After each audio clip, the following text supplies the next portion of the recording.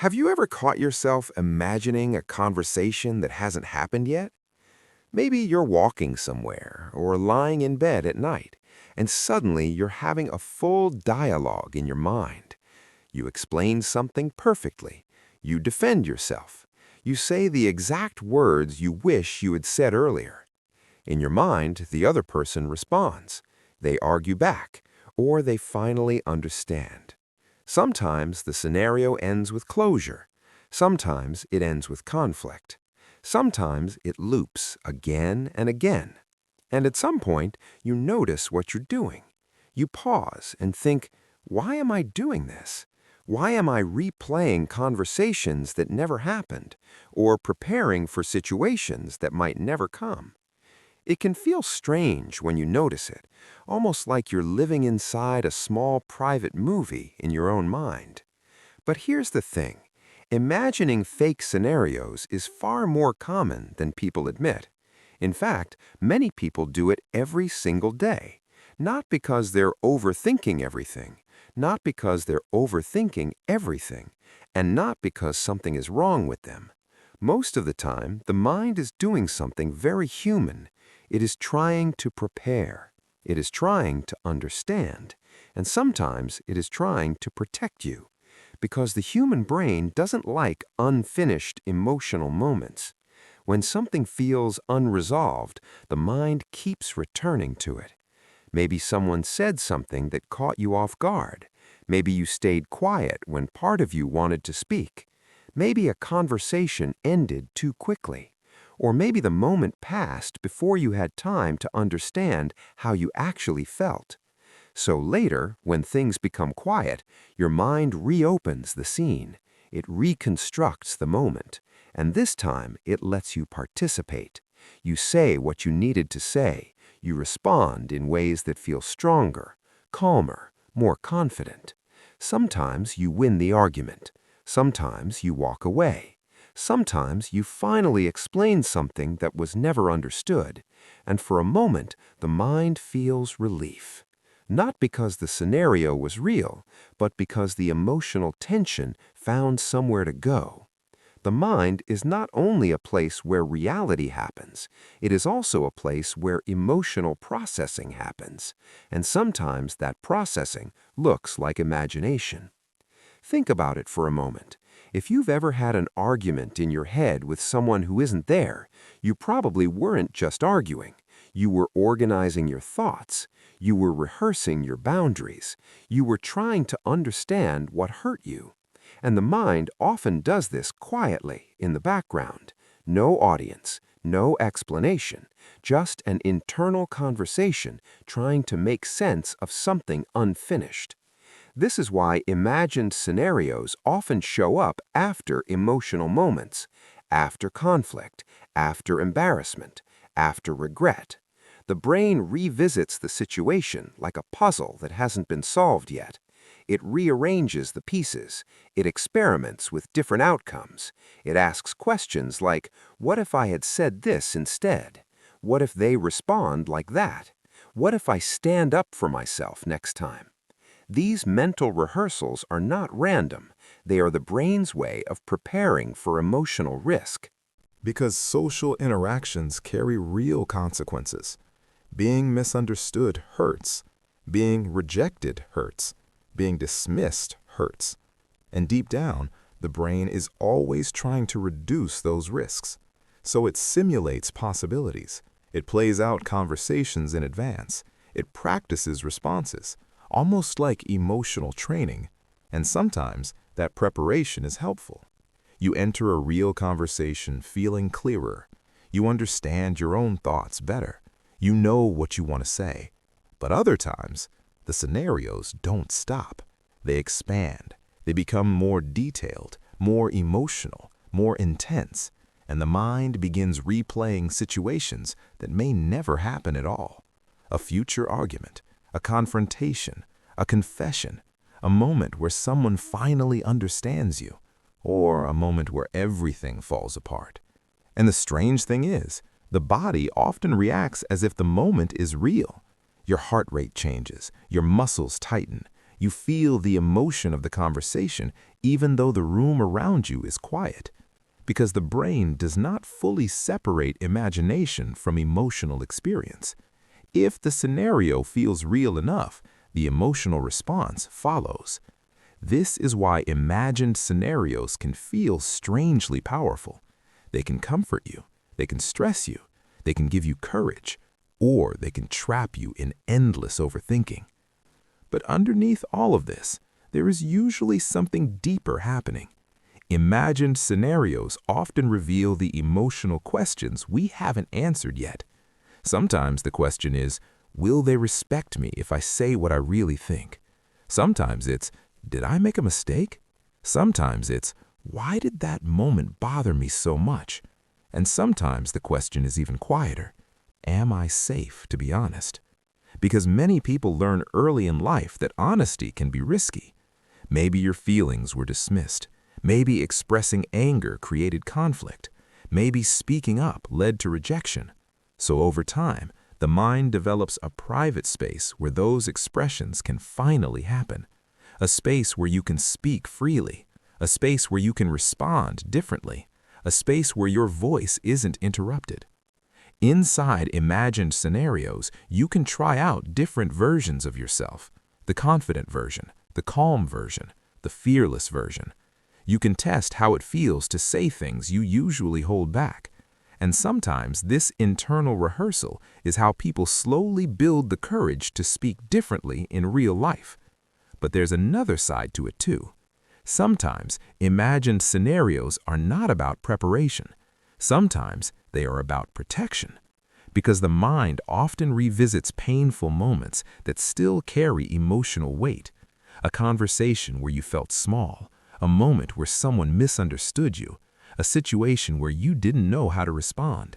And the mind keeps returning, not to torture you, but to rewrite the emotional ending. This is why people sometimes imagine winning the argument later, not because they want conflict, but because the original moment left them feeling powerless. The mind tries to repair that feeling.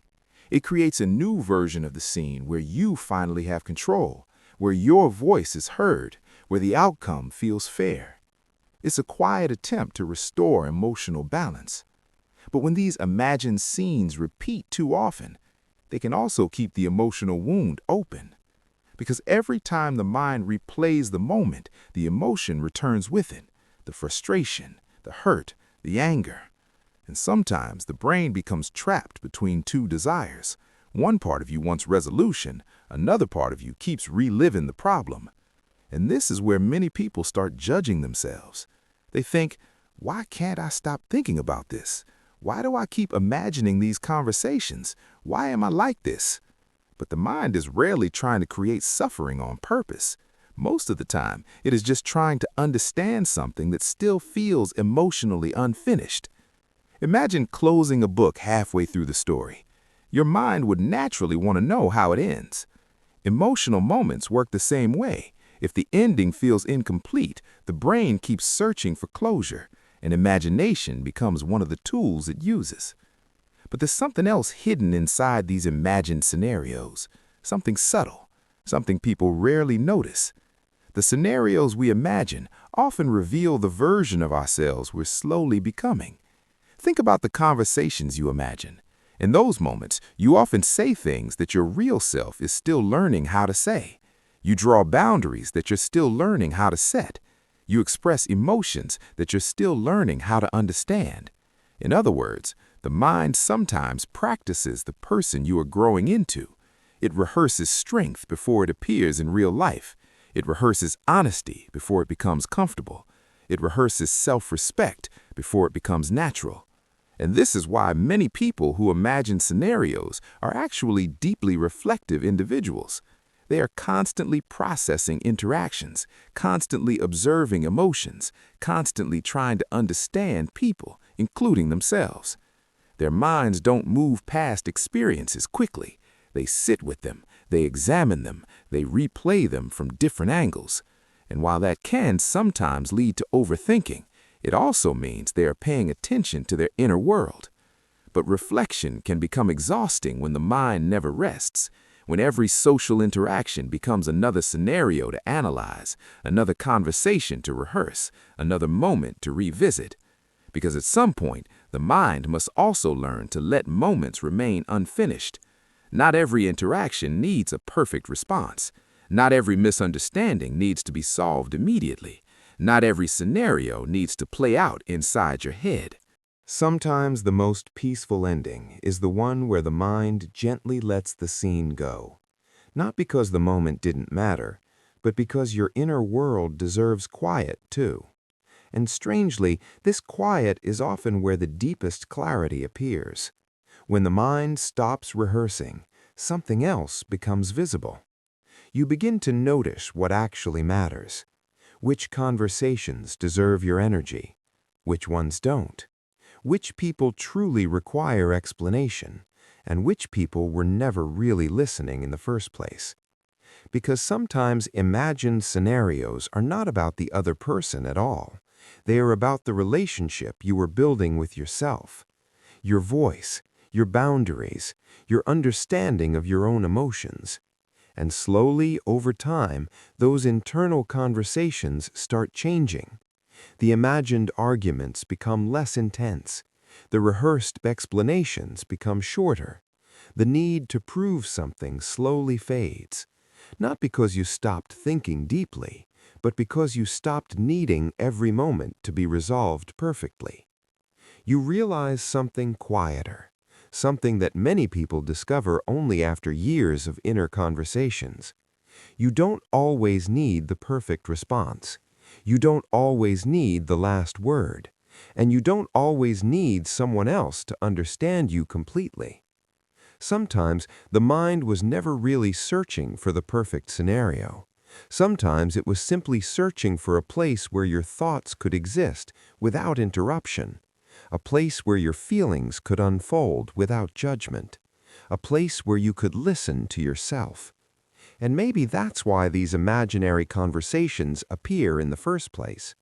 Not because your mind is trying to escape reality, but because it is trying to make sense of it, trying to organize the parts of you that rarely get space during the day. The things you didn't say, the feelings you didn't show, the boundaries you were still learning how to set. Your mind gives them a quiet stage, and for a moment, they finally speak. But eventually, something subtle begins to change. You notice that the scenarios become less necessary, not because your mind stopped imagining, but because you've begun to trust your voice in real life. You start saying small things sooner. You speak a little more honestly. You set small boundaries earlier. And when that happens, the mind doesn't need to rehearse as much, because the conversation is no longer trapped inside your head. It's happening in the real world, little by little, quietly. And one day, you may notice something surprising. The imaginary conversation that used to replay every night simply stops appearing. Not because the situation disappeared, but because something inside you resolved. Your mind finally understood the emotion. Your voice finally found its place, and the story quietly closed on its own. So if you sometimes catch yourself imagining conversations that never happened, it might not be a sign that you're overthinking. It might be a sign that your mind is trying to understand something important, something about how you feel, something about what you needed, something about who you are becoming. And maybe the goal was never to eliminate those imagined moments. Maybe the real shift happens when you begin listening to what those moments are trying to tell you. Because hidden inside those quiet, imaginary conversations is often the voice you are still learning how to hear.